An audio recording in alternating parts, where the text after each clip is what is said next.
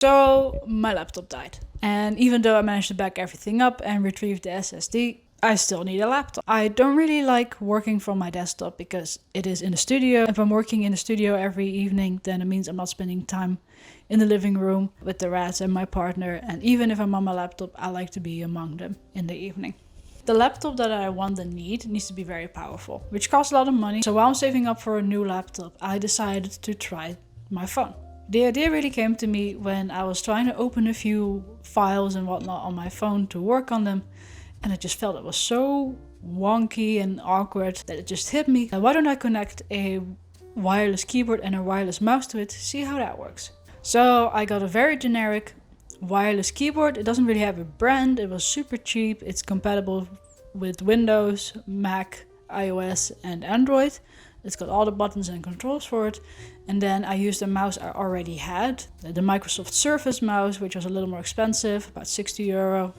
And in addition, I got a USB to USB-C converter to be able to connect storage to my phone. The whole thing started kind of awkward. It took some time to get used to working with hardware on the phone. In the first few seconds of reconnecting the mouse to the phone, you can kind of see there's some lag. It takes a few seconds for it to fully connect, and first it kind of drags around. Once it's established its connection, it runs really smooth and it runs great. The same kind of experience with the wireless keyboard. It did connect fine right away, but you do see that when you type a lot that it takes a moment for the phone to register the input, and sometimes I have to press the button a few times in order to get the letter on the screen. This could just be because of the brand that I was using, and it was very generic, it was very cheap, and it maybe struggled to keep up with my typing. But once I developed a little bit of patience for the keyboard, it worked fine. I was perfectly happy to write down chunks of text with it. It just meant I had to work maybe a tad slower. You could kind of tell that the phone struggled a little bit with the different kinds of input. Like whenever I would start typing, it would first go to the visual keyboard and then put the visual keyboard away and go back to the physical one once I actually started typing. So it was kind of confused. It goes back to the default way of working before I realized, oh, she's working in a different way. The same kind of happens with the mouse. It constantly goes back to getting input from the touchscreen. And sometimes I kind of have to fight, like when I accidentally touch the touchscreen, the mouse disappears for a bit and I have to try to reconnect it. And after half a day working like this, I got used to the workflow. The workflow on the phone clearly is made to use with the touchscreen and navigate with your fingers, and not so much with external hardware. For the record, I am using a Samsung Galaxy S20 with, at this point, Android 13 on it.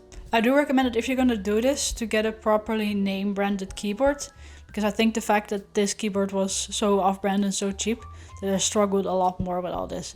Like the keyboard kind of felt disconnected and didn't feel as connected as a keyboard with a normal computer would.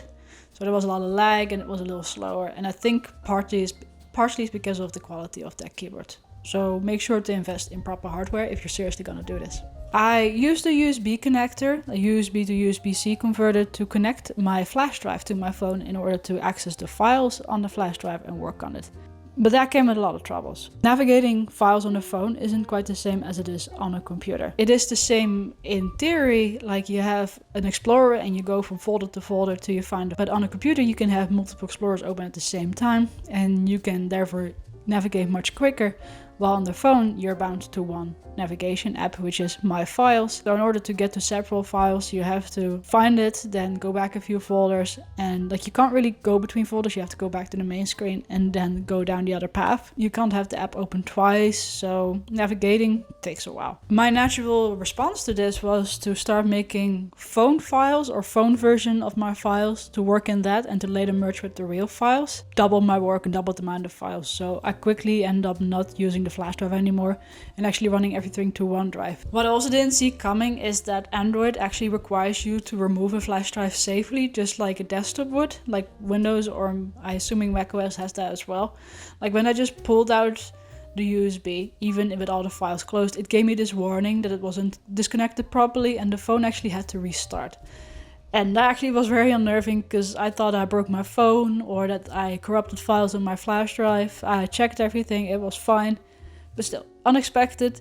In hindsight, it makes sense. The Android is just as complicated as any other OS. That was a surprise, and that was something to keep in mind. And that whole thing just makes me entirely dependent on OneDrive. Overall, the hardware actually worked well enough. The keyboard and the mouse worked as well as it could, despite maybe some workflow issues. The biggest problem was actually the most predictable problem: formatting and multi-screening. When you're working on a laptop and when you're working on your computer, you tend to use multiple files and programs at the same time, and you want to navigate very quickly.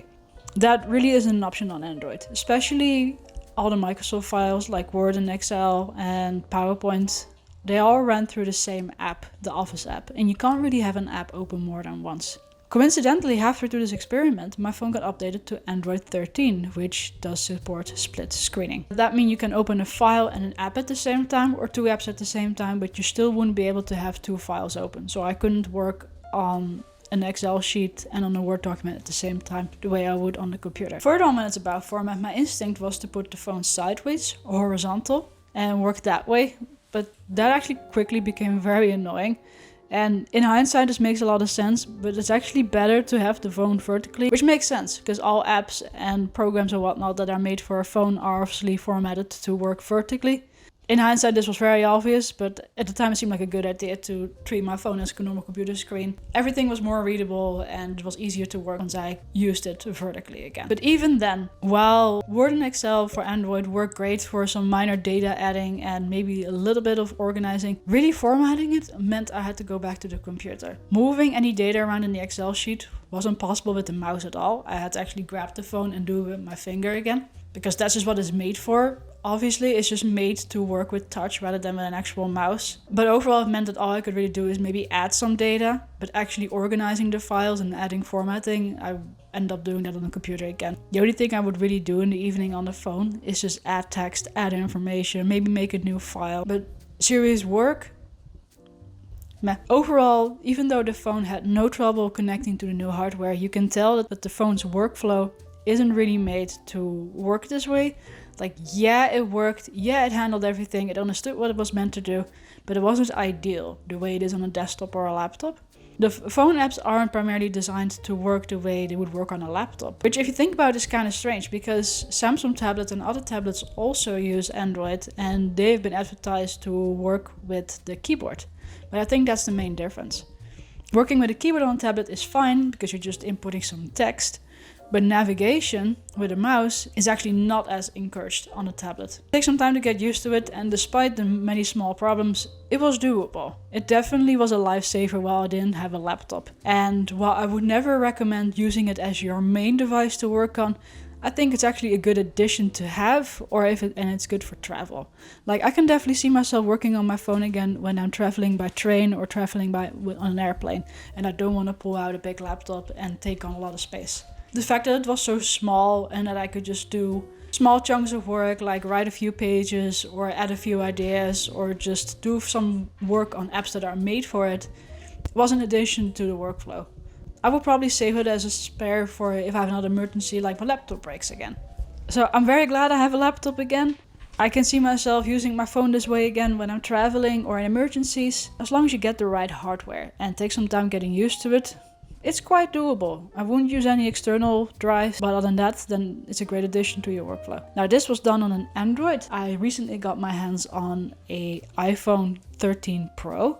So if you want to see this kind of experiment on the iPhone, let me know. If you did like this video, leave a like on it so I know that you liked it. If you want to see more stupid stuff like this, subscribe to my channel, and I'll see you in the next video. Bye!